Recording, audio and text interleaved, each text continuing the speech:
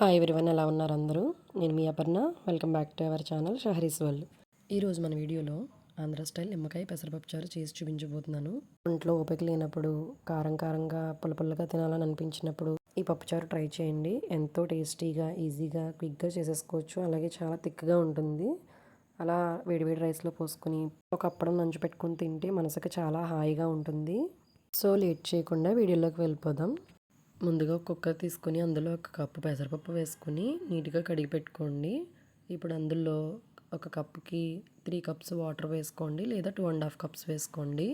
పప్పు బాగా మెత్తగా ఉడుకుతుంది, మెదుపుకోవడానికి ఈజీగా ఉంటుంది. ఇప్పుడు ఇందులో ఒక పెద్ద టమాటా తీసుకొని అది ముక్కలుగా కట్ చేసి ఒక 4-5 పచ్చిమిర్చి కలిపి వేసేసుకోండి. అందులోనే ఒక హాఫ్ టీ స్పూన్ పసుపు, కొద్దిగా ఆయిల్ వేసుకుని కుక్కర్ లిడ్ పెట్టేసుకుని సిమ్లో ఒక 3 విజిల్స్ రానిచ్చి స్టవ్ ఆఫ్ చేసేసుకోండి. ఇది ఒంట్లో వేడిని తగ్గిస్తుందండి, చాలా చలవ చేస్తుంది కూడా. వీక్లీ వన్స్ అయినా ట్రై చేయండి. అలాగే ఈ పప్పుచారు ఈవినింగ్ టైం ప్రిఫర్ చేయండి, చాలా టేస్టీగా ఉంటుంది. ఎక్కువగా మన ఆంధ్రాలో ఈవినింగ్ టైమే దీన్ని చేసుకుంటారు. ప్రెషర్ పోయిన తర్వాత కుక్కర్ లిడ్ ఓపెన్ చేసి ఇలా చూపిస్తున్నట్టుగా మెదుపుకోవాలి. మీరు కారం ఘాటు కావాలి బాగా అనుకుంటే కనుక పచ్చిమిర్చి అలాగే ఉంచేసి మెదిపేసుకోండి. లేదు మాకు కొంచెం తక్కువ కావాలి అనుకుంటే చూపిస్తున్నట్టు ఫోర్క్తో ఒక 2-3 పీసెస్ పచ్చిమిరపకాయలు బయటికి తీసేసేయండి.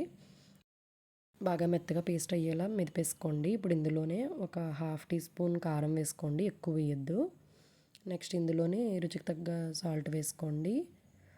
ఇప్పుడు మీకు కావాల్సిన కన్సిస్టెన్సీలో వచ్చే వరకు వాటర్ పోసుకోవాలి.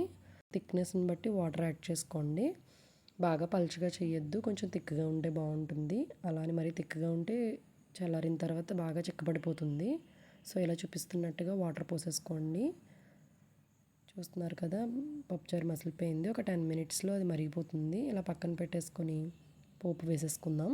ఒక ప్యాన్ పెట్టుకొని అందులో ఆయిల్ వేసేసుకొని ఆవాలు, జీలకర్ర, కొద్దిగా మెంతులు వేసుకోండి. ఇక్కడ నేను చూపిస్తున్నాను చూడండి, మీకు వాంటాలు తెలుసా? సో ఈ వాంటాలు అనేవి పప్పుచారులో చాలా టేస్టీగా ఉంటాయండి. సో నా దగ్గర ఉన్నాయి, నేను వేసుకున్నాను. చాలా చిన్నగా ఉంటాయి. నెక్స్ట్ అది కొంచెం వేగిన తర్వాత వెల్లుల్లిపాయ కచ్చాపిచ్చా దంచుకొని వేసుకోండి. అది కూడా కొద్దిగా రెడ్డిష్ కలర్ వచ్చిన తర్వాత ఎండుమిరపకాయ, కరివేపాకు వేసుకొని అది వేగిపోయిన తర్వాత మసులుతున్న పప్పుచారులో వేసుకోండి. ఇప్పుడు జస్ట్ ఒక మరుగు రానిచ్చి స్టవ్ ఆఫ్ చేసేసి కొద్దిగా కొత్తిమీర వేసుకోండి. నేను వీటి కాంబినేషన్గా అప్పడాలు వేయించుకుంటున్నాను. అండ్ ఆమ్లెట్ కూడా చాలా బాగుంటుందండి. ఈ రెండింటితో మీరు ట్రై చేయండి, కంపల్సరీ చాలా బాగుంటుంది. అలాగే ఈలోపు పప్పుచారు కూడా కొద్దిగా చల్లారుతుంది కదండి. సో ఇప్పుడు ఇందులో మనం ఒక 2 నిమ్మకాయలు తీసుకొని వాటిని కట్ చేసుకుని, చూడండి ఇక్కడ నేను చూపిస్తున్నాను, అలా కట్ చేసుకుని 4 సైడ్స్ ఘాట్లు పెట్టుకుంటే ఒకసారి నిమ్మకాయ అంతా పిండేసుకోవచ్చు.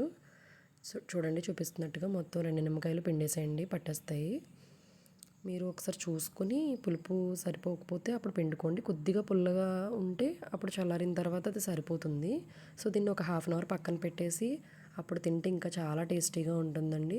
సో ఇంతేనండి, చాలా ఈజీగా క్విక్గా చేసేసుకోవచ్చు. కంపల్సరీ ట్రై చేయండి, మళ్ళీ వేయించుకొని తింటారు. సో మీరు కూడా ట్రై చేసి ఎలా వచ్చిందో నాకు కంపల్సరీ కామెంట్ చేయండి. అలాగే వీడియోని లైక్ చేసి సబ్స్క్రైబ్ చేసుకోండి. Thank you for watching.